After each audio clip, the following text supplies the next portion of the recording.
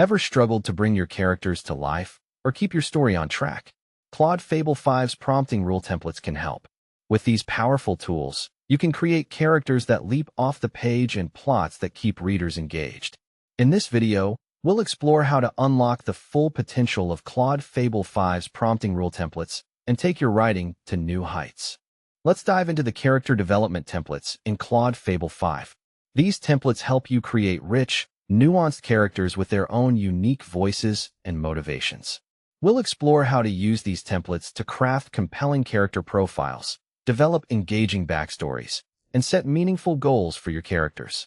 Consistent dialogue is crucial for creating an immersive reading experience. Claude Fable 5's dialogue consistency templates help you maintain a consistent tone and voice across your story.